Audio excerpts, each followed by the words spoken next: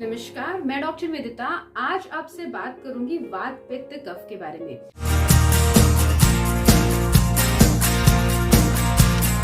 जी हाँ, हम सभी जानते हैं कि हमारा शरीर बना है वात पित्त और कफ से। लेकिन क्या आप ये जानते हैं कि पूरे दिन में, साल के डिफरेंट महीनों में और आपकी पूरी उम्र में, यानी कि आपकी बाल्यावस्था, मध्यावस्था और वृद्धावस्था में वात पित्त कफ बढ़ते रहते हैं और उसी के हिसाब से अगर आप चलेंगे तो आप हेल्दी रह सकते हैं। जी हाँ, अगर हम बात करते हैं पूरे दिन के बारे में तो 24 घंटों में से 12 घंटे अगर ले लिए जाएं तो वात पित्त कफ बराबरी से एक के बाद एक बढ़ते रहते हैं और उसी की वजह से हमारे शरीर में शिथिलता आती है या एनर्जी आती है या हम खाने को पचा पाते हैं या फिर हम अन्य काम कर पाते हैं। जी हाँ, अगर हम बात करें 12 घंटों की तो सुबह 6 से लेके शाम के 6 बजे तक 12 घंटे होते हैं और उन 12 घंटों में से पूरे 12 घंटों को अगर आप 4-4 घंटे में बांट ले तो हर 4 घंटे में आपका वात पित्त कफ लगातार बढ़ता रहता है और कम होता रहता है। जैसे कि सुबह 6 बजे से लेके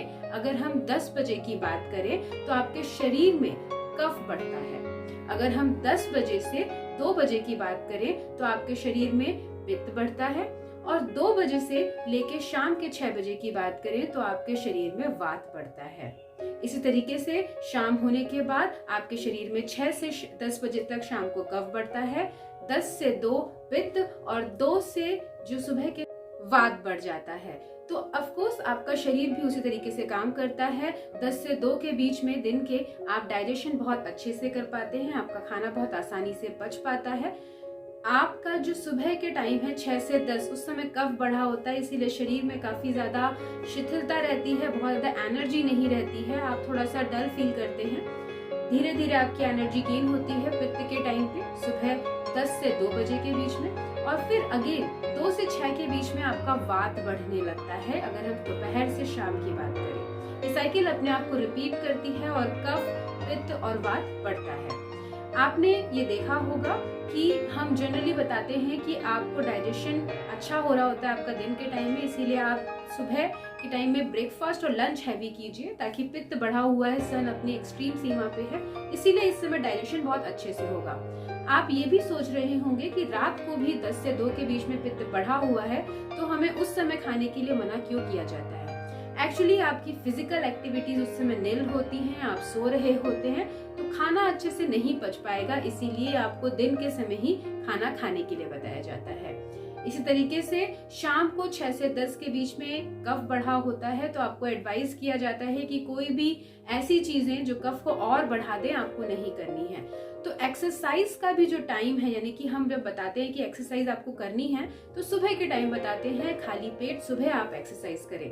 उसका भी रीजन यही है कि आपका कफ बढ़ा हुआ है, जब आप एक्सरसाइज करेंगे तो वात बढ़ जाएगा और आपके कफ को बैलेंस कर पाएगा। तो इस तरीके से आपको दिनचर्या को पालन करना चाहिए।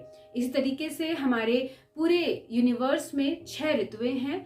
6 ऋतुओं में से अगर हम बात करें तो शिशिर, वसंत, ग्रीष्म, वर्षा, शरद, हेमंत। अगर हम जनवरी से लेके दिसंबर की बात करें तो 12 महीनों में हर 2 महीने में ऋतु बदल जाती है। तो शिशिर, वसंत, ग्रीष्म, वर्षा, शरद और हेमंत, इन 6 ऋतुओं में बारी बारी से वात पित्त कफ बढ़ता है। अगर हम बात करें वसंत की तो उसमें आपका कफ बढ़ा रहता है, इसीलिए कोल्ड, कफ, इस तरीके की प्रॉब्लम्स आपको ज्यादा होती हैं। अगर हम बात करें वर्षा ऋतु की तो इस समय आपका वात बढ़ा रहता है और आपके शरीर में ज्यादातर पेन की समस्या या लूज मोशन या किसी भी तरीके की इन्फेक्शन होने के चांसेस बढ़ जाते हैं, क्योंकि वात आपकी इम्यूनिटी को काफी कम कर देता है।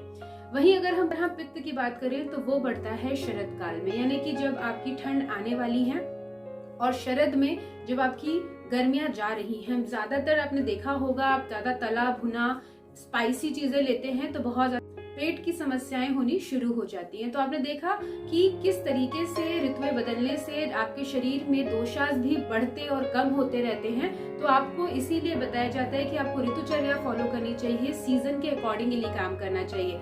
विंटर्स हैं तो आप अपने आप को गर्मी दें, अपने शरीर में एक्सरसाइज करने के लिए मसाजेस करने का सही टाइम होता है। वहीं अगर हम बात करते हैं गर्मियों की तो आपको कोई भी एक्सरसाइज करना अलाउड नहीं होता है। इनफैक्ट आपको ये बताया जाता है कि आप ठंडी जगह पे रहें, क्योंकि ऑलरेडी आपके शरीर में गर्मी है, आपके शरीर में वात बढ़ सकती है, पित्त बढ़ सकती है वर्षा ऋतु में। तो आपको क्या करना है, अगर आप उम्र के हिसाब से देखें यानी कि एज के हिसाब से देखें तो बाल्यावस्था में आपका कफ बढ़ा हुआ होता है। बाल्यावस्था में कफ बढ़ने की वजह से बच्चों को कोल्ड, कफ, एस्थमेटिक इश्यूज ज्यादा होते हैं। अगर हम मिडिल एज की बात करें, मध्यमावस्था की, तो उस समय आपका पित्त ज्यादा बढ़ा होता है और इस समय आपका हार्मोनल इश्यूज, डाइजेस्टिव इश्यूज ये ज्यादातर प्रोमिनेंट रहते हैं। मतलब ज्यादातर आपने लिखा होगा कि लड़कियों को पीसीओडी का इश्यू हो जाता है, मेल्स को भी हार्मोनल इश्यूज, थायराइड इश्यूज, ये सब, डायबिटीज, ये सब हो सकते हैं। अगर हम ओल्ड एज की बात करें तो वृद्धावस्था में वात बाय डिफॉल्ट बढ़ जाता है, इसीलिए पेन के इश्यूज, पार्किंसंस, अल्जाइमर्स, ये सारी वात की वृद्धि की वजह से यानी आपके शरीर में गतिविधियों का अवरोध होना या हाइपर एक्टिविटीज हो जाना, बहुत ज्यादा सोचना, डिप्रेशन में आना, ये सारी प्रॉब्लम्स वात से रिलेटेड हैं और ये ओल्ड एज में होती हैं। तो अगेन आपको वात पित्त को ध्यान रखते हुए, कफ को ध्यान रखते हुए अपने डिफरेंट एज में आपको एक्शंस लेने चाहिए, काम करना चाहिए। जी हाँ, आज मैंने आपको बताया कि कैसे वात पित्त कफ आपके पूरे दिन में, पूरे साल में और आपकी उम्र में हर अवस्था में बदलते रहते हैं। इसी वजह से आपको ये बताया जाता है कि आपको दिनचर्या, ऋतुचर्या या एक पर्टिकुलर जो डेली रूटीन है आपको वो फॉलो करना चाहिए, जिससे आपके वात पित्त और कफ कंट्रोल में रहें, बैलेंस्ड रहें और आप एक हेल्दी लाइफ जी पाएं। मेरे इस वीडियो को देखने के लिए धन्यवाद। मैं फिर से आपके सामने प्रस्तुत होंगी नई इन्फॉर्मेशन को लेके। तब तक आप अपना ध्यान रखें।